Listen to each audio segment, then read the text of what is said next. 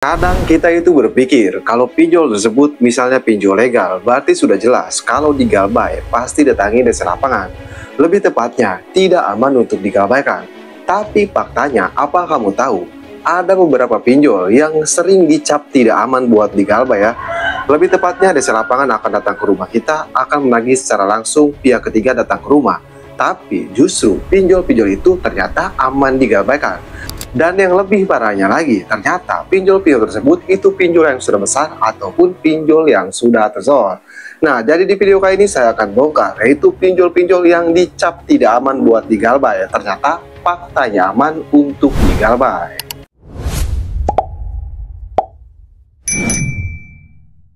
Tapi sebelum pembahasannya, buat kamu yang bergabung ke grup WA Kang Galbay, untuk linknya ada di deskripsi video ini. Grup WA Kang Galbay itu gratis, tidak ada biaya apapun. Nah, kita kembali lagi ke topik pembahasan. Tapi sebelumnya kamu harus tahu dulu ya, meskipun misalnya pinjol kamu terdaftar di daftar pinjol yang ternyata aman di Galbay ini ya, karena banyak yang bilang kalau pinjol ini itu tidak aman padahal faktanya aman. Kamu harus tahu catatan pentingnya di akhir video. Karena meskipun terdaftar, kamu tidak tahu catatan pentingnya, itu percuma saja. Nah, kita langsung saja ke pinjol yang pertama yang disangka tidak aman padahal faktanya aman. Untuk yang pertama yaitu pinjol yang sering neror ya. Setiap hari, setiap malam, mereka ini kalau udah neror itu tidak bisa berhenti. Bahkan mereka itu dikenal sebagai raja teror WA.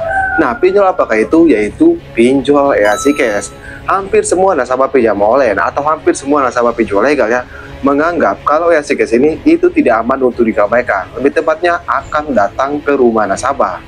Karena ya seperti yang kita tahu ya, EASY Cash ini termasuk ke pinjol yang sudah besar ataupun ke pinjol yang sudah tersor. Tapi faktanya mereka ini tidak memiliki desa lapangan sama sekali. Apa alasannya tidak memiliki desa lapangan? Saya akan jelaskan di akhir video ini. Kamu simak dulu saja. Itu untuk yang pertama. Untuk yang kedua yaitu ada pinjol atau finansial UATAS. Banyak nasabah UATAS ketakutan ketika diancam seperti ini. Katanya desa lapangan akan datang ke rumah. Padahal faktanya UATAS sampai saat ini itu tidak ada wewenang untuk memiliki desa lapangan. Jadi mereka tidak akan datang ke rumah nasabah. Untuk yang ketiga yaitu pinjol atau finansial rupiah cepat. Banyak yang mengira kalau rupiah cepat ini memiliki desa lapangan. Karena siapa yang tidak tahu ya pinjol rupiah cepat. Namun fakta yang harus kamu ketahui, sampai saat ini mereka tidak ada wewenang untuk memiliki desa lapangan. Jadi tidak memiliki desa lapangan. Itu untuk yang ketiga.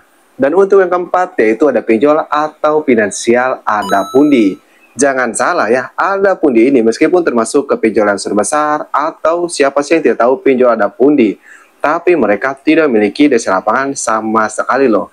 Jadi kamu nggak perlu takut, kamu nggak perlu panik. Tapi baru-baru ini itu banyak beredar kabar, katanya ada pundi memiliki desa lapangan, padahal tidak sama sekali. Dan untuk yang kelima, pasti kamu nggak percaya, yaitu pinjol ShopeePayLater dan Shopee Pinjam. Nah, kenapa ShopeePayLater dan Shopee Pinjam ini banyak nasabah pinjam online yang mengira kalau mereka ini memiliki desa lapangan atau FC. Padahal faktanya mereka itu tidak memiliki desa lapangan.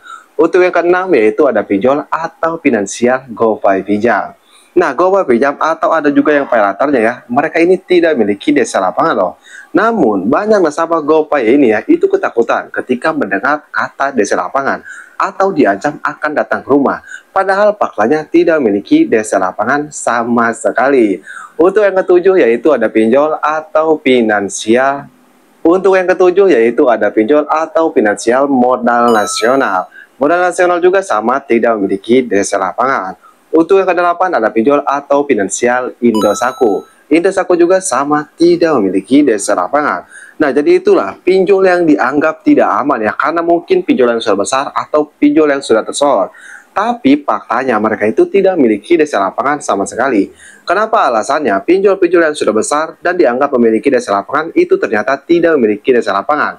Alasannya karena mereka termasuk ke pinjol semi legal. Nah, pinjol semi legal tidak punya wewenang untuk memiliki desa lapangan. Kalau Shopee itu beda lagi, mereka bukan semi legal, mereka itu pinjol legal.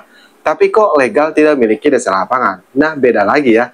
Meskipun SewaPayLater dan SewaPinjam ini ada wewenang untuk memiliki dasar lapangan, namun faktanya sampai tahun 2025 ini ya, SewaPayLater dan SewaPinjam tidak memiliki dasar lapangan. Kalau kurir, nggak usah ditanyakan lagi ya, sudah menyebar di seluruh Indonesia.